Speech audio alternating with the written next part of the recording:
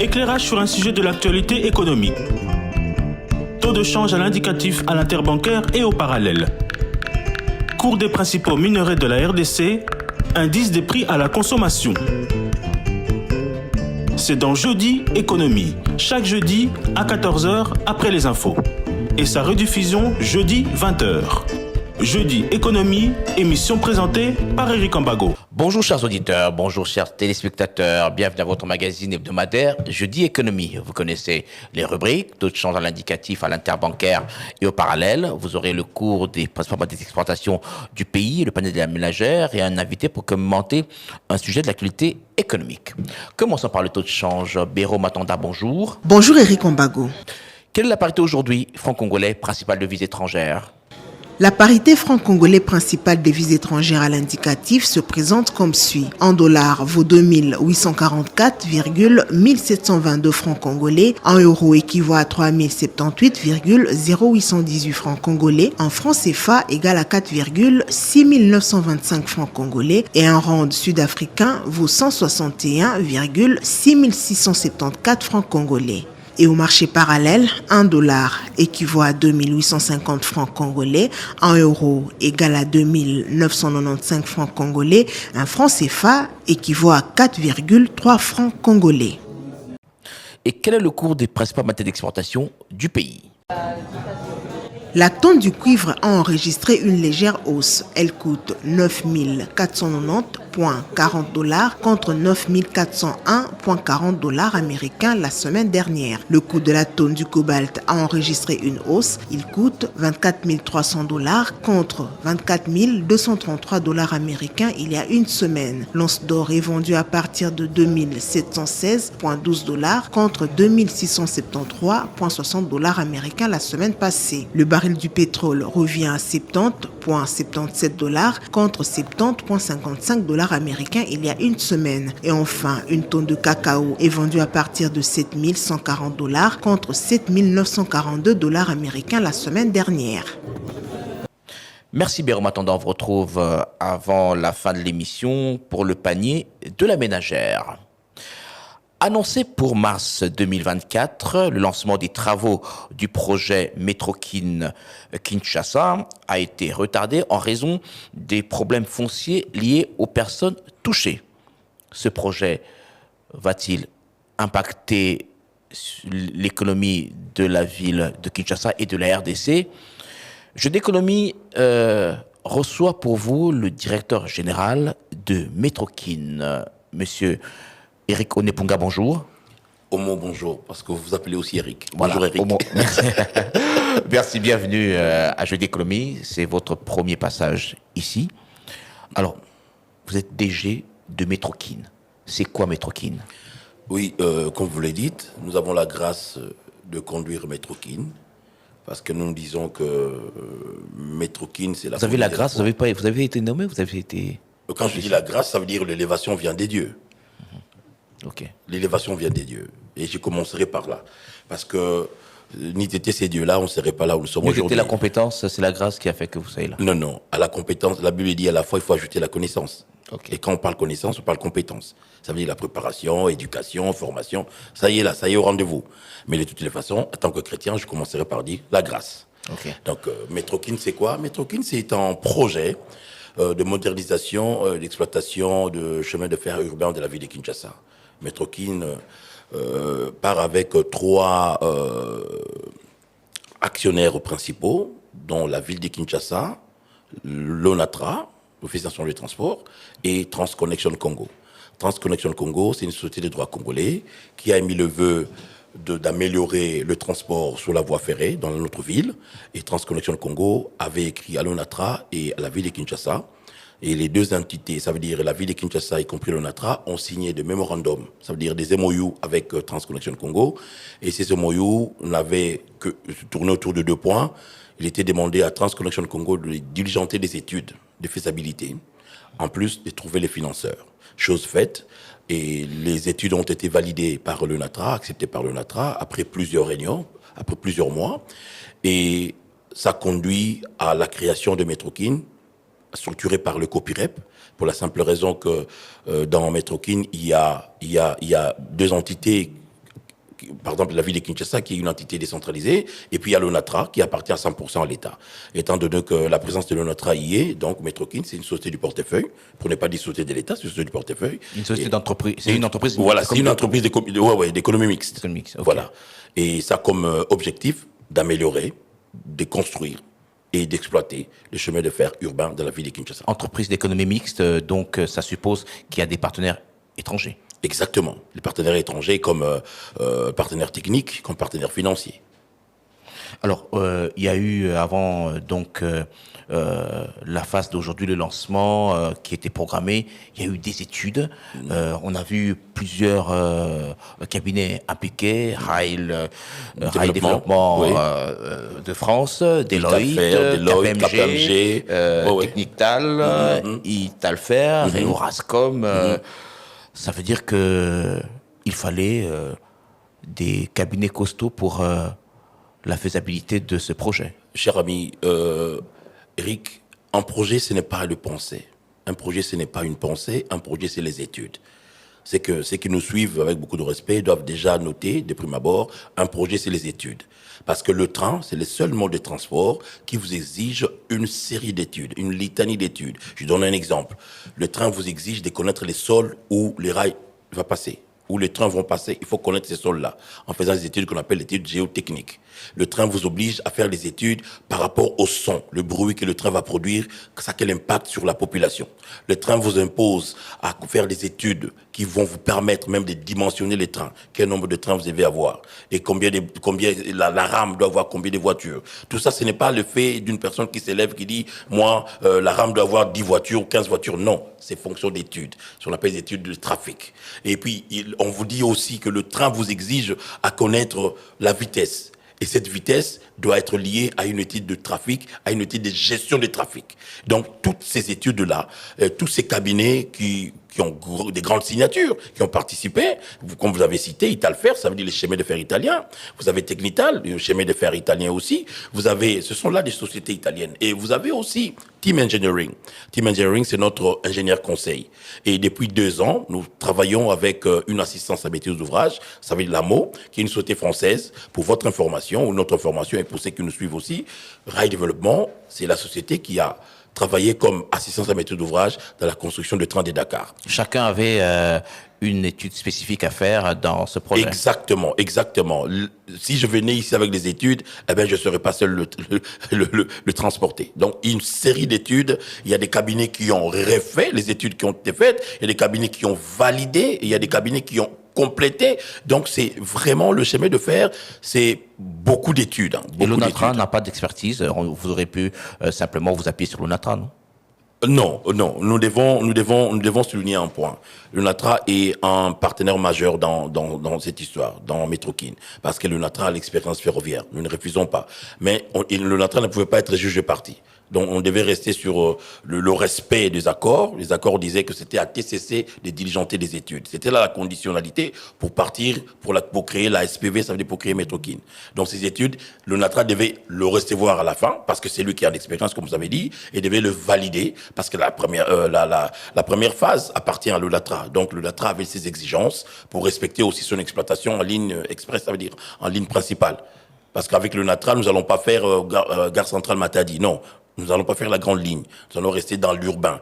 Et au même moment, il fallait répondre aux exigences. Ces études nous ont pris 2 ans. L'étude technique, faisabilité technique, 2 ans. Et c'était fait par plusieurs cabinets, en contre-expertise et en expertise. Et s'appuyer, oui, l'ONATRA nous sert de beaucoup. Parmi les 3 directeurs que Metrokin a dans ces 3 départements techniques, ces 3 départements techniques sont gérés par les anciens de l'ONATRA, donc les personnes venant de l'ONATRA. Vous avez le VT, ça veut dire voie, génie et travaux. Vous avez traction matérielle. Vous avez aussi CETEC, ça veut dire signalisation, communication et électricité, sont gérés par l'ONATRA. Et même le coordonnateur technique de ces projets, c'est un fruit de l'ONATRA. Ça a coûté combien, ces études? Les études tournent autour de 7 millions de dollars. Pendant combien de temps? Ça fait 2 ans. 2 ans. Alors, parlons du financement. C'est un gros projet, multi-projet. Alors, exact. Ça coûte combien Comme vous le savez, le projet a 4 phases. L'objectif est de construire 300 km de rails dans la ville de Kinshasa en 4 phases. Dans l'ensemble, le projet va coûter autour de 2,5 milliards. La première phase coûtera entre 500 à 700 millions de dollars. Et aujourd'hui, la paix que nous avons, c'est que nous avons un lead financier et un lead développeur, qui est Africa Finance Corporation. Aujourd'hui, nous ne courons plus dans des rues, nous ne courons plus dans des capitales du monde pour chercher les financements. Ça veut dire l'AFC porte le projet en tant que lead financier, ça veut dire qu'il fait la syndication et il porte le projet en tant que développeur. Développeur, pourquoi? Parce que les projets devaient atteindre sa maturité. Et pour atteindre la maturité, ça veut dire répondre aux exigences des financeurs. L'AFC a mis le moyen, Africa Finance Corporation a mis le moyen pour récupérer toutes nos études, nous accompagner vers la maturation. Ça veut dire les 2 ans ont permis aussi la maturation du projet. Ça veut dire les études ont été revues par plusieurs cabinets et aujourd'hui, nous pouvons dormir tranquillement. Les montants du projet est subdivisé en 2. Là aussi, les génies congolais, la grâce, je reviendrai souvent, que ça ne vous choque pas. Allez-y. Les génies congolais a fait que nous avons vu plus loin. Nous avions évité de garanties souveraines, nous avions évité une participation forte de l'État, pas seulement de l'État, des États étrangers. Parce que, vous savez, les concepts doivent changer. Dans ce monde aujourd'hui qui devient un village global, qui devient on parle plus de développement durable, beaucoup de concepts doivent changer. Y compris même les transports doivent aujourd'hui servir d'un point de souveraineté. Donc, on n'a pas voulu aliéner notre souveraineté. Ce qui fait que le montant du projet est divisé en 2. Il y a le fonds propre, il y a la dette. Allez-y, ça fait la dette, c'est de combien? La dette est de 70%, 70%, et les fonds propres, c'est 30%. Ça veut dire quoi? Les taux d'intérêt, c'est ce qu'on dit... 18%. Non, c'est un projet social. C'est un projet social. La dette ne peut tourner que... Les taux d'intérêt ne peut pas dépasser 3%. Vraiment, c'est du génie, ça. On a été conduit. Donc c'est African Finance Corporation qui va pas aller seul. Le montage financier, il va pas aller seul. Il vient avec la TDB, Trade Development Bank. Il vient avec APSA, les Sud-Africains. Il vient avec la BAD.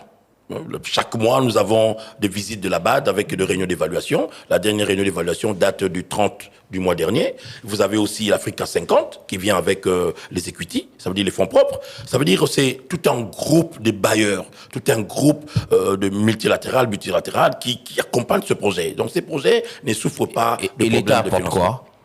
L'État apporte beaucoup. Pour commencer, vous savez, Eric, si je peux ouvrir une parenthèse. Vous permettez? Allez-y. Merci beaucoup. Vers les années 50, 55, 60, on parlait des indépendances. Et à ce moment-là, nous devions avoir dans chaque pays les héros nationaux pour conduire nos indépendances. Et après ces indépendances, aujourd'hui, dans ce monde qui est devenu global, où on parle de développement, les concepts ont changé. Aujourd'hui, nous avons besoin des champions nationaux. Et les champions nationaux sont ceux-là, les privés, qui doivent booster notre économie. Et ils doivent être assistés par l'État. Ça veut dire que l'État joue un rôle d'encadreur, joue un rôle d'amener des subventions, des avantages et la réglementation. L'État congolais joue un grand rôle. Si aujourd'hui nous avons tous ces financeurs qui tournent autour du projet, c'est parce que l'État a crédibilisé ce projet. En commençant par la Première ministre a fait de ce projet un programme du gouvernement. Ça veut dire un programme gouvernemental. Ça, c'est déjà une très bonne chose. Et ensuite, l'État a mis des moyens sur la table. Parce que si ces projets traînent ou a traîné jusque-là, c'est un projet qui date de plusieurs années. Ça a traîné pourquoi? Parce qu'il y a des conditionnalités que les financeurs attendaient. Et parmi ces conditionnalités, vous avez par exemple la libération des emprises. Et la libération des emprises aujourd'hui est prise en charge par l'État congolais. Ça représente combien? Ça représente 20 millions de dollars. 20 millions de dollars que l'État a mis sur la table pour un fonds d'amorçage pour la libération des emprises. Quand je dis fonds d'amorçage, ça veut dire l'État congolais a joué le rôle de parent, a joué le rôle d'accompagnateur en mettant Metokin dans des conditions de travail. Quand je dis Metokin, je ne parle pas de TCC. TCC, c'est privé. Mais quand on parle de Metokin, c'est déjà la SPV où il y a l'État dedans. Parce que l'État est représenté par le LATRA et la ville. Donc nous recevons des bailleurs de fonds, nous recevons des techniciens, nous allons à travers le monde et nous le recevons ici. L'État nous a mis dans des conditions de travail. Et puis une très bonne partie de cette somme-là de 20 millions, que l'État, parce que la question est celle de savoir l'État apporte quoi? L'État apporte la réglementation. L'État a pris en charge le 20 millions, ça veut dire la libération des emprises. Parce que dans l'emprise, vous n'avez pas seulement les personnes impactées par le projet. Nous avons 3 catégories de personnes qui sont sur les emprises. Il y a les personnes physiques, il y a les entités économiques et il y a des réseaux.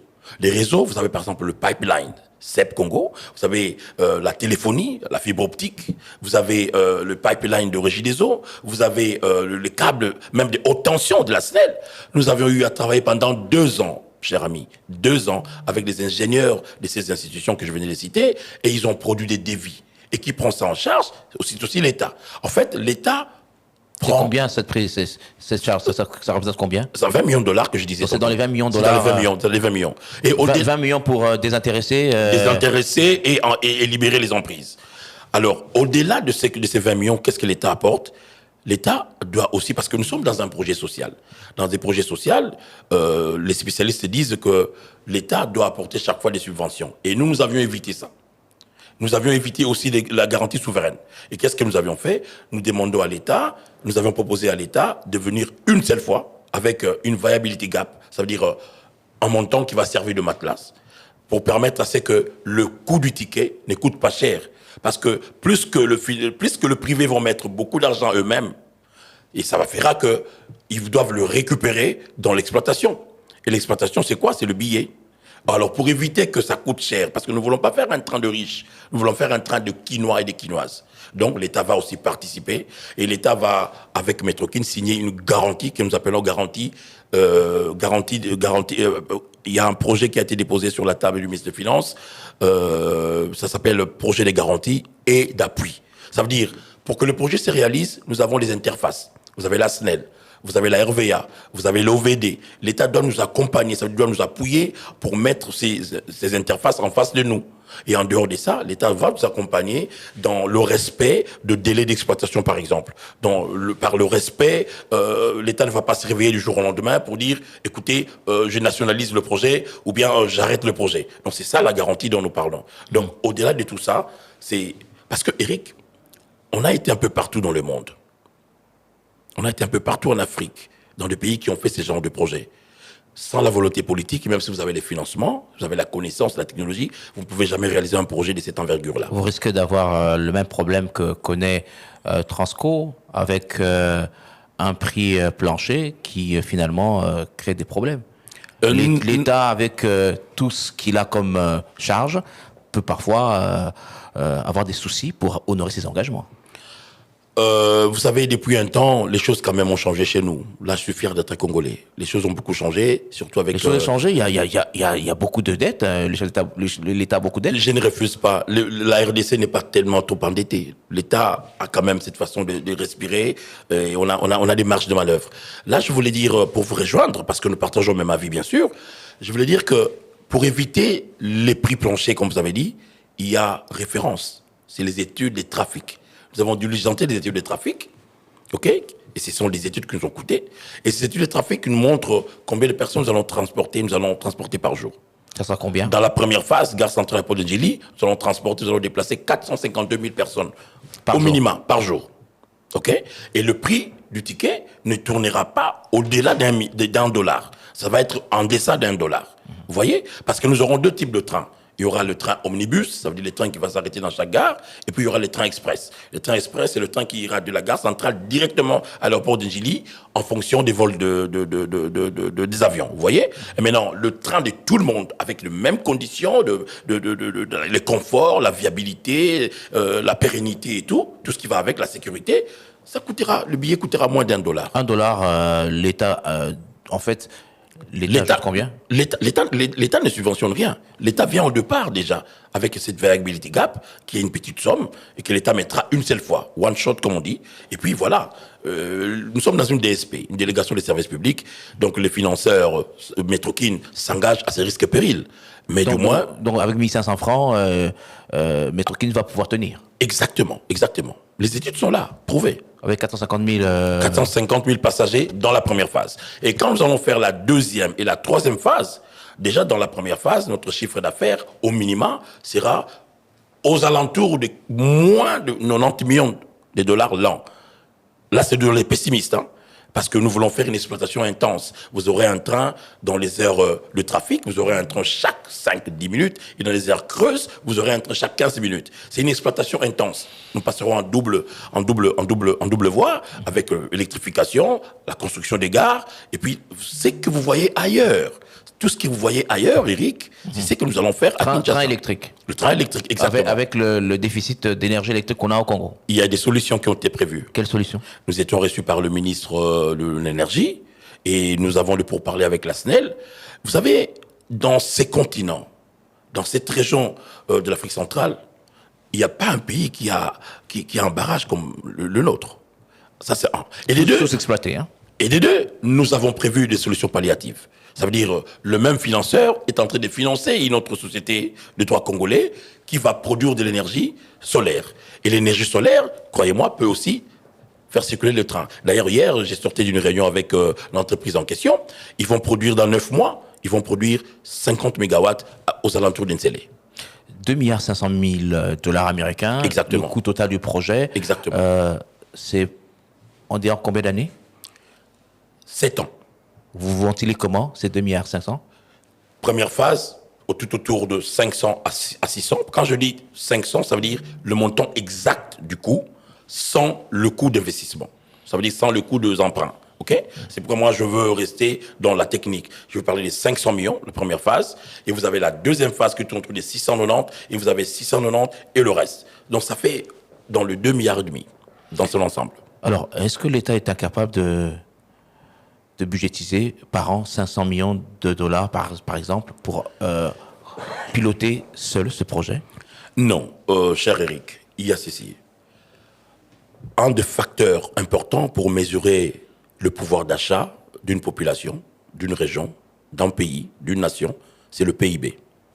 D'après le Fonds monétaire international, notre PIB aujourd'hui par habitant tourne autour des 710 dollars par habitant. Par habitant, oui. Par contre, quand vous voyez dans d'autres cieux, vous avez par exemple le Sénégal, qui a fait le même type de projet que nous, le PIB par habitant tourne autour de 1500 dollars. La Côte d'Ivoire tourne autour de 2480 dollars. Et quand vous recevez les investissements, ça veut dire que c'est du cash qui arrive. Et c'est le cash, c'est la création d'emplois, c'est la création d'emplois, les investissements, l'augmentation de salaire. C'est ça qui permet à ce que vous ayez un bon PIB qui représente le pouvoir d'achat. Alors, quand ça vient pas du budget de l'État, ok, quand c'est hors budget de l'État, c'est un PIB qui vient en direct. Ok, là je suis en train d'évoquer l'esprit de mon aîné Godin Poyi, qui a l'habitude d'expliquer ce genre de choses. Ça veut dire l'État peut bien le faire. Et ça va entamer son budget. Par contre, ici, même quand les experts ont fait des études qui sont chiffrées autour de 2 milliards pour améliorer la mobilité dans la ville de Kinshasa, avec le projet, avec le BRT, le train, le projet routier, ça tourne autour de 32 milliards. Et ce que nous aimons, c'est quoi? Ces études disent, on laisse à l'État congolais d'être le premier bailleur. Au-delà là, je vais parler des sources de financement. À part l'État congolais, vous avez le PPP. En dehors du PPP, vous avez aussi les multilatérales. Partenariat public-privé, PPP. Voilà, vous avez le multilatéral, ça veut dire bilatéral, l'État-État. Et puis vous avez les privés. Et encore une fois de plus, cher Eric, le président de la République, quand il a pris le pouvoir, dans son premier mandat, il a dit qu'il allait créer, il veut créer le milliardaire congolais. Pourquoi pas? Donc, ici, nous ne refusons pas. Mais aussi, je peux souligner un point, Eric. L'État, aucun gouvernement au monde a pu développer son pays. Ça n'existe pas. Le moteur de développement, c'est le privé. Et l'État vient accompagner pour que cela voie le jour. Donc, ici, on a la chance, sinon la grâce, que ce projet ait de financeurs, que ce projet ait des partenaires techniques, que ce projet va améliorer d'une façon considérable notre PIB, ça veut dire notre pouvoir d'achat, parce que quand vous savez l'accroissement de richesse, c'est traduit par une augmentation de recettes fiscales. Ce projet va permettre à ce que nous ayons le paiement des impôts. Ce projet va permettre à ce que nous créions des emplois. Ce projet va permettre à ce qu'il y ait transfert des technologies. Vous avez pensé à combien d'emplois que va créer ce projet? 10 000 emplois directs et indirects, ça va tourner autour des 10 000. Je donne un exemple. La ville de Dakar, avec leur train qu'ils ont, avec le TR, les trains express régional, ils ont créé à peu près 10 000 emplois directs et indirects. Et nous parlons d'une ville de 83 km², avec une population qui est moins de 4 millions.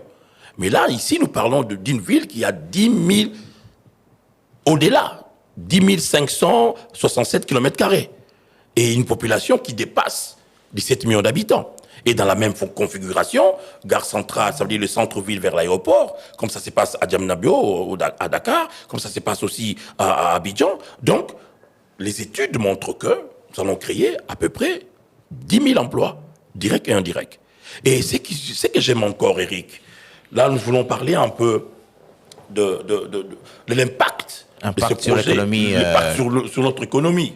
Parce que vous le savez très bien, parce que je sais à la base, vous êtes économiste. Moi, je vous ai connu à l'université. Voilà. Voilà. Si nous voulons augmenter notre PIB, il n'y a pas de la magie. Nous devons créer l'emploi. Et quand nous créons l'emploi, ça veut dire nous permettons à ce que le cash, nous permettons à ce que le financeur vienne avec leur argent. Et quand nous créons l'emploi, il y a ce qu'on appelle transfert des technologies. Il y a ce qu'on appelle formation. Parce que une des conséquences de l'explosion démographique, il faut que cette population soit formée. Vous voyez, nous sommes dans une ville qui double sa population chaque 10 ans. Un jour, on reviendra pour en parler. Et cette population, une fois qu'il y a la création d'emplois, une fois ils ont la hausse des salaires, parce que quand le projet va faire de recettes, il y a en RDC, parmi les impôts, il y a l'impôt sur le revenu. Impôt sur le revenu, oui. Et il y aura aussi les espartes qui viendront travailler, parce que le train urbain, le ferroviaire, c'est des métiers spécialisés. Et ces espartes, quand ils arrivent, il y a aussi l'impôt sur le revenu des espartes. Donc tout ça, au-delà de ça, la RDC se positionne aujourd'hui comme étant un pays solution en ce qui concerne le réchauffement climatique. La création d'un système intégré à 4 phases pour le transport dans la ville de Kinshasa va permettre à ce que nous baissons énormément le nombre de véhicules sur la route. Donc ça va nous permettre... Moins d'embouteillages. Les embouteillages, on ne va pas éliminer les embouteillages par un bateau magique. Les embouteillages, pour que ça disparaisse dans notre ville, pour qu'on reste avec des embouteillages factuels, ça veut dire des embouteillages qui seront dus à une circonstance. Quand vous avez un grand concert, même dans tout le pays du monde, dans des grandes villes du monde, il y aura un embouteillage, mais momentané. Mais quand nous ne prévoyons pas, quand nous ne planifions pas, eh bien, les embouteillages seront là pour toute la vie. Parce que ce que nous vivons aujourd'hui, c'est des conséquences de la politique, de l'absence de la politique de gestion du trafic depuis 50 ans. Depuis notre indépendance, depuis 60 ans. Vous voyez, cher Eric. Donc, aujourd'hui, si ces projets... Parce qu'il va voir les jours. D'ailleurs, je n'aimerais plus rester dans les conditionnels. Parce que le projet, eh bien là... Le projet est en cours. Le projet est en cours. Ça va créer l'aménagement des commerces, la valorisation du foncier tout au long de nos tracés. Ça va créer l'accompagnement de la croissance démographique de l'agglomération quinoise. Une démographie, une explosion démographique doit être accompagnée. Il faut qu'il y ait des zonages, il faut qu'il y ait des hôpitaux, il faut qu'il y ait de transport. Et le meilleur de transport de masse, le transport de masse par excellence, c'est le rail. Avec le rail, une seule rame peut vous transporter 3000 personnes, cher Eric. Et au-delà de tout ça, il y a la réduction des effets, des émissions de gaz à effet de serre. Tout ça, ça impacte. Regardez, ce matin, parce que je passais nuit à la veillée, en rentrant à la maison, vers 5h10, il y avait déjà un embouteillage sur l'avenue de tourisme. 5h05, aux alentours de 5h05. Vous voyez? Donc, voilà les effets de conséquences sur la santé. Et j'ai pu voir dans ces voitures-là, dans l'embouteillage à 5h, des enfants habillés en uniforme. Allez-y comprendre, un enfant qui doit quitter sa maison à 5h, ça veut dire l'enfant doit se réveiller à 4h. Et le parent prend l'enfant parce qu'ils vont tous ensemble en ville, le parent au travail et l'enfant à l'école. Ils doivent quitter à 4h du matin, se réveiller et arriver à l'école. Dis-moi, Eric, tu es parent, l'enfant là, quel rendement aura-t-il à l'école? Et c'est lui-là qui va traîner 3 heures de temps dans l'embouteillage, de Mimosa jusqu'au centre-ville. Or, l'heure du travail, c'est 8 heures par jour. Vous faites déjà 3 heures dans l'embouteillage en allant, et vous devez aussi rapidement rentrer, tout en imaginant 3 heures au retour. Donc, ça fait 6 heures. On risque de ne pas être performant. Voilà, donc les embouteillages n'ont pas seulement des effets en ce qui concerne notre économie, c'est aussi la santé. La santé, la performance, et ça nous éloigne du rendez-vous du développement. Le développement reste un processus, et il sera toujours un processus. D'où il faut des politiques de planification, d'où il faut de grands projets. Je sais, j'en suis conscient, et les chefs d'État en parlent souvent, nous avons la phobie des infrastructures chez nous. Quand nous allons ailleurs, nous prenons des ponts, de métro, de train, nous applaudissons. Mais quand nous revenons chez nous, et qu'on nous dit, voilà, il faut faire ça. Ah mais non, chez nous ici, vous savez Eric, je me suis fait éjecter, chassé comme un malabar du bureau d'un ministre un jour, parce que j'avais dit que les trains qui vont aller à Tchangou auront des toilettes. Vous voyez cette cécité-là? C'est une cécité qui devient de plus en plus nationale. Parce que le rêve nous a quittés depuis un temps. Et c'est là où je salue l'alternance. C'est là où je salue la vision du chef de l'État qui fait que aujourd'hui, les projets comme celui-ci sont accompagnés. Les projets sont accompagnés. Il y a Métrokin fait partie du projet du gouvernement suminois, Madame Son Excellence. Et aujourd'hui, si nous pouvons parler seulement des effets économiques qui sont attendus, mais ce sont des effets positifs. Cher Eric. Quelle peut être la contribution au budget de l'État? Vous avez évalué dans vos études la contribution au budget de l'État de Métrokin? Exactement, nous avons pu évaluer. C'est pourquoi nous avons diligenté les études. Nous avons fait des études juridiques et institutionnelles. Nous avons fait des études des taxes et fiscalité avec des cabinets qui ont des signatures, cher Eric. On va aller ensemble. Prenez seulement l'impôt sur le revenu dans notre pays, c'est 35%. Tout au plus. L'impôt locatif, 20%. L'impôt mobilier sur le dividende, 20%. Taxe sur la valeur ajoutée, 16%. Mais si nous ne créons pas ces genres de projets, vous avez d'abord l'entrée en devise. Le PIB va être boosté, plus de 2 milliards. Et quand l'exploitation arrive dans la première, deuxième et troisième phase, le chiffre d'affaires va tourner autour des 600 millions de dollars l'an. C'est pas moi qui le dis, c'est des grands cabinets qui ont fait ces études-là. Allez-y comprendre. Déjà, avec le chiffre d'affaires, vous avez un impôt sur le chiffre d'affaires. Ça existe. Donc, l'État congolais... Vous avez également l'impôt sur les bénéfices et profits. Exactement. Donc, l'État congolais reste le plus grand bénéficiaire. Et au-delà de tout ça, il revient à l'État d'organiser la mobilité. Le besoin en mobilité dans cette ville, cher Eric, tourne autour de 47% de la population. Donc, si nous sommes à 17 millions, moi je dirais même plus de 17 millions, c'est plus ou moins 7 à 8 millions de personnes qui doivent se déplacer chaque jour. Et les systèmes en place aujourd'hui, ça veut dire le parc automobile privé dans la ville de Kinshasa ne représente que 5% de notre parc automobile. Vous avez les taxis, vous avez les taxibus, les Wewa et tout ce monde-là. Tous les systèmes mis en place avec le Transco, que je salue d'ailleurs, l'effort du gouvernement avec les nouveaux bus. Tous ces systèmes mis en place ne permettent pas de répondre aux besoins de plus de 3 millions de personnes. Donc, c'est une obligation aujourd'hui. Ce n'est même pas un plaisir que nous voulons nous faire. Non, non, non, c'est une obligation.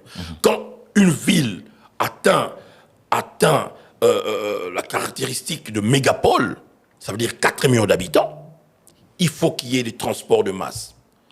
Et encore des effets attendus. Métrokin va booster aussi notre tourisme. Parce que parmi les infrastructures touristiques, vous avez les aéroports, vous avez les gares routières, vous avez des gares ferroviaires, vous avez des commerces et tout ça. Donc, quelqu'un quittera Melbourne, quittera Paris, quittera Johannesburg pour venir à Kinshasa en tourisme pour voir le train. Vous voyez? Donc, c'est là, comme je disais tantôt, le développement reste un processus. Vous avez prévu des exemptés, ceux qui ne payent pas les transports, les policiers, les militaires et les autres? Je préfère me taire sur ces sujets, avec beaucoup de respect pour vous, cher Eric. Pourquoi? Parce que c'est des sujets sensibles qui demandent de pourparler avec l'État, ok, avec la ville surtout. Et nous savons qu'il y aura des solutions parce que le gouverneur de la ville de Kinshasa tient à ses projets, le gouvernement de la République tient à ses projets. Donc, il y aura toujours des... Parce que ailleurs, ils ont prévu même des billets, ça veut dire des tickets pour familles nombreuses, pour handicapés, vous comprenez? Pour étudiants. Et pourquoi pas chez nous? Pourquoi pas chez nous? Vous avez prévu également un système de contrôle. Exactement. 400 000 personnes, il faut bien contrôler. Exactement. Le système sera plus digitalisé. La RDC est à l'heure de la digitalisation. Digitalisation? Oui, bien sûr. Avec tout, il y a cette fracture numérique, vous allez vous lancer dans la numérisation? Aujourd'hui, quand vous rencontrez 10 personnes dans la rue, au moins 7 ont un téléphone mobile. Déjà avec ça, ça va nous... Parce que nous devons faire quoi, cher Eric? Nous devons minimiser les coûts et maximiser les recettes. Parce que le projet va se réaliser à un grand pourcentage par des emprunts. OK? 70%, ça sera des emprunts, ça veut dire des dettes, et 30%, ça sera fonds propres. Alors, il faut rembourser. Donc, pour rembourser, nous serons appelés à minimiser, à dérisquer le projet en minimisant les coûts et en maximisant les recettes. C'est ce qui fait que... le paiement se fera quoi? Se fera comment? Il y aura des abonnements. Des abonnements avec des cartes digitales. Il y aura le cash. Avec les cash aussi, ouais, parce qu'on doit tenir compte de toute la vous population. savez que ici à Kinshasa, ça sera plus le cash. Hein. Et, non. Lorsqu'on manipule l'argent, Oui. c'est ce qui se passe après. Non. Là, c'est le contraire, cher Eric. Nous allons plus utiliser les cartes et peu le cash. Pourquoi? Parce que le contrôle doit être digitalisé, systématique, d'une manière où il n'y aura pas de coulage de recettes. 450 000 personnes qui voyagent ou Exactement. qui se déplacent. Avec 16 trains. Il faudra un nombre important de personnel pour contrôler. Exactement. C'est pourquoi, déjà, Metrokin fonctionne comme au moment d'exploitation. Nous avons une police ferroviaire. Nous avons déjà des formations de contrôleurs, des techniciens, des topographes. Nous avons, au quotidien, je gère 94 personnes, cher Eric. Et quand le moment d'exploitation viendra, eh ben, nous allons dépasser 5000 personnes. Ça, c'est sûr. Alors, ce projet, c'est un projet de Kinshasa. Exact. Mais ça n'a pas une vocation nationale, ce projet? Eh ben, le chien a 4 pattes, mais il suit... Vous commencez par Kinshasa. On commence par Kinshasa. Voyons, nous voulons aussi apprendre de nos erreurs. Parce que on doit se les dire, c'est pas un secret des polichinelles, que ce genre de projet, depuis l'indépendance, n'a pas vu le jour. Donc, et c'est pourquoi même la raison de tous ces cabinets qui nous accompagnent et tout ce que nous avons les audits chaque mois. Donc, nous voulons commencer, en prenant avec nos erreurs, en allant mollo, avec l'appui du gouvernement, et nous irons dans toutes les grandes villes. Nous avons les appétits sont là, les ambitions sont là. Il y a des villes qui ont connu une histoire ferroviaire, vous avez Lubumbashi par exemple, vous avez Kisangani, pourquoi pas? Nous devons aller, vous savez, cher Eric, la RDC est à vocation un pays à caractère ferroviaire. Suite à nos richesses, à tout ce que nous avons comme minerais, on ne peut pas évacuer du cuivre, on ne peut pas évacuer les coltan avec les véhicules. Non, c'est impossible. Nous devons plus aller vers le ferroviaire. Donc, s'il faut faire des connexions avec les provinces, tant mieux. Et s'il faut faire le transport ferroviaire urbain, c'est l'idéal. Est-ce que à la longue, vous ferez transport marchandises aussi? Non, nous n'avons pas vocation de faire les transports marchandises. Je rappelle que notre invité, c'est Monsieur Eric Onepunga, le DG de Metrokin. Alors, Monsieur Eric Onepunga, avec vous, nous allons suivre le panel de la ménagère avec Béro Matanda. Les prix des denrées alimentaires varient d'un marché à un autre. C'est le cas du grand marché de Kinshasa et Zikida où nous avons été. L'exemple d'un kilo de cotis qui coûte 14 000 francs congolais. Celui des gésiers se vend à partir de 7 500 francs congolais. Le chinchard 20+ se vend à 10 000 francs congolais le kilo. Un poulet sans emballage se négocie à partir de 10 000 francs et va jusqu'à 16 000 francs congolais selon le poids. Le kilo de poisson salé revient à 22, 23, voire 24 000 francs congolais. Un tas de poissons fumés se négocie à partir de 20 000 francs congolais au grand marché de Kinshasa. Pour les amarantes, la botte coûte 2000 francs congolais, celle d'oseille 500 voire 1000 francs congolais. Un chou paumé se vend entre 1000 et 2000 francs congolais. Une chikwang bateke coûte 1000, 1500 et 2000 francs congolais. Un bidon d'huile végétale de 5 litres se vend entre 27 et 32 000 francs congolais. Celui de palme coûte 18 000 francs congolais. Un filet d'oignon se vend à partir de 35 000 francs congolais et va jusqu'à 70 000 francs congolais. Un oignon coûte 200, 300 ou 1000 francs congolais selon la grandeur.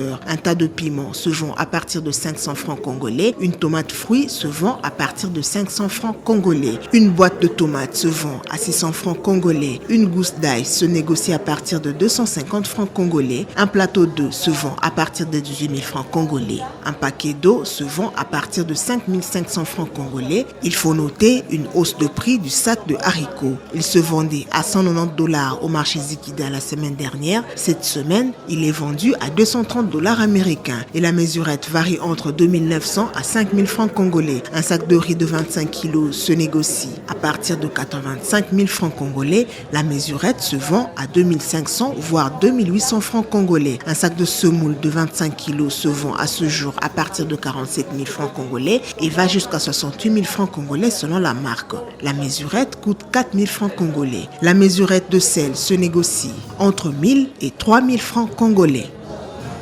Merci Birama Tanda, on vous retrouve la semaine prochaine avec vos différentes rubriques. Alors, monsieur Eric Onepunga, on amorce l'atterrissage. Rapidement, quelques questions avant de nous séparer. Comment mettre fin à l'embouteillage à Kinshasa? Il n'y a pas un bateau magique.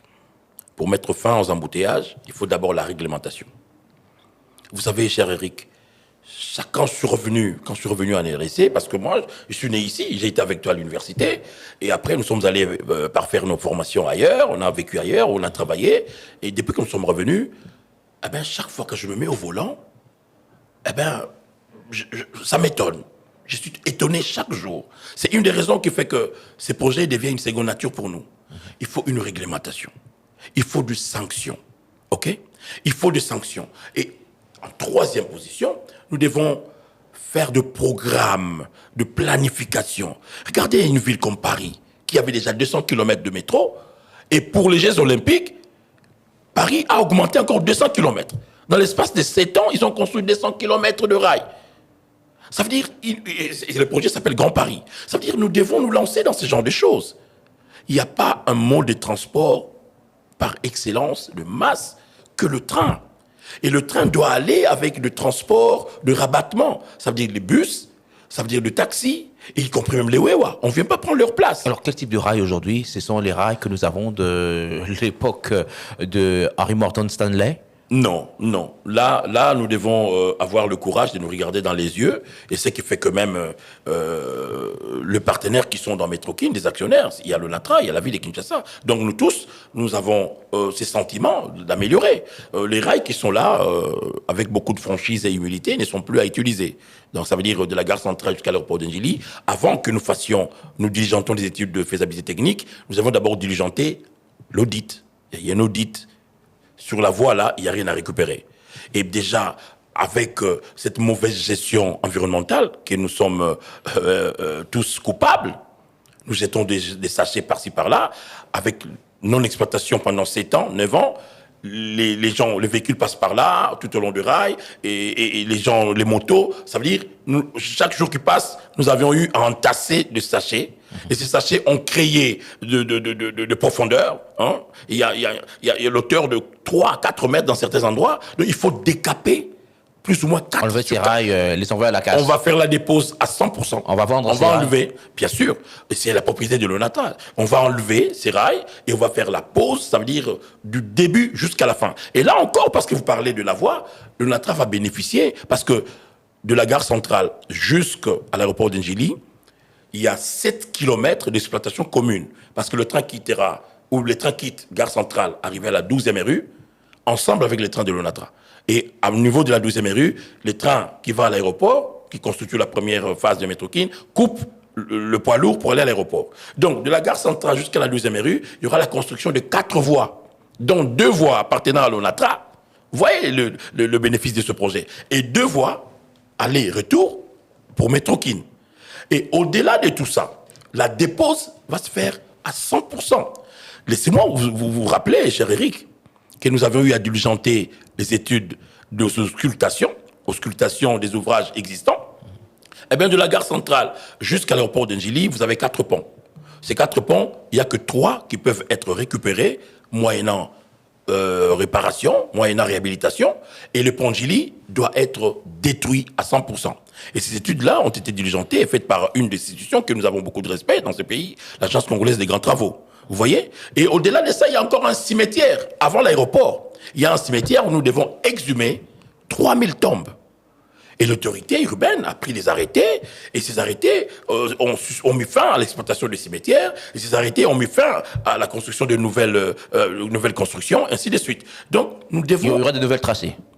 Sur le tracé existant, Oui. nous allons enlever, le tracé était d'une voie, nous allons passer à double voie. Mais lorsque vous quittez, par exemple, Mondjiba pour aller à Kitamo Magasin, il y a des constructions de ce côté-là. Là d'ailleurs, ça c'est fini. Là d'ailleurs, vous mettez le vent à mon moulin. C'est la deuxième phase de Métrokin. Et aujourd'hui, quand je passe par là, j'ai de larmes aux yeux. En face de l'ASK, je vois un panneau où on veut construire, le gouvernement veut construire l'immeuble des affaires foncières. Mais c'est inconcevable, avec beaucoup de respect. C'est impossible. Parce que quand le train va quitter Gare Centrale pour aller à Kitamo Magasin, dans sa deuxième phase, mais à l'époque, GB, il n'y avait pas assez du monde. Il n'y avait pas une gare. Nous prévoyons qu'il y ait une gare là, exactement. Là se trouve, là on veut construire le exactement. Nous voulons qu'il y ait une gare là, dans la deuxième phase. Cette gare va desservir GB et une partie des Bandal. Vous vous souviendrez avec moi, Eric, vous allez vous convenir avec moi. À l'époque, GB, c'était un camp militaire. C'était la forêt. Mais les trains allaient vers Kitamo Magasin.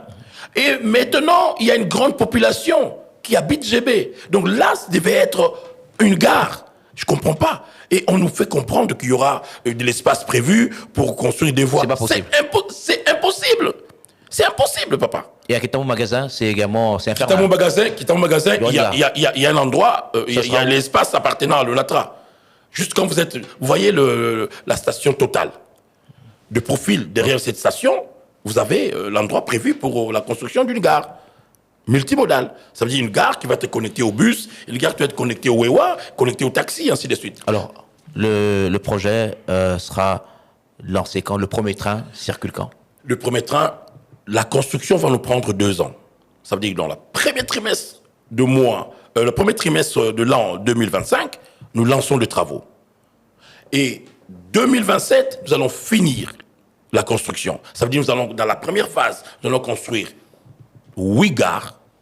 Actuellement, il n'y a pas de gare. Ça veut dire que les trains arrivent au milieu de nulle part, ils s'arrêtent et la sécurité n'est pas prévue. Quelqu'un peut traverser les rails en descendant du train. C'est impossible. Là, nous parlons de train électrique. Nous devons nous mettre dans le temps de la modernité. Nous devons nous mettre dans le temps de programmation. Nous allons nous projeter vers le futur. Ça veut dire avec le 8 gares, nous allons construire le pont Ndjili, nous allons réhabiliter le pont Tchenké, le pont Bralima, le pont Funa, nous allons réhabiliter le Dalo, on va le prolonger et tout ça. Et les caténaires, l'électricité.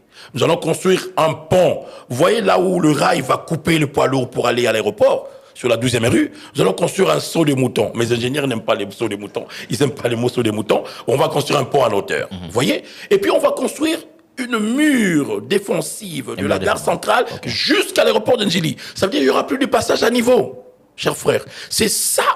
Regardez, une ville comme Abidjan, quand Abidjan commençait à atteindre 4 millions d'habitants, ils ont lancé le métro d'Abidjan. Et quand Dakar commençait à atteindre 4 millions, Dakar aujourd'hui n'a même pas encore atteint 4 millions d'habitants.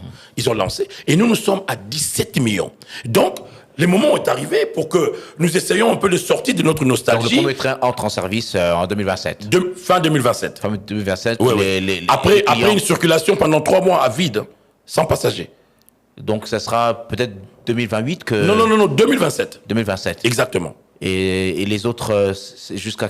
Vous prévoyez... L'idée, la dernière réunion que nous avions eue hier avec notre ingénieur conseil, nous sommes en train de vouloir éviter les embouteillages encore que ce que nous avons vécu pendant la construction des sauts des moutons.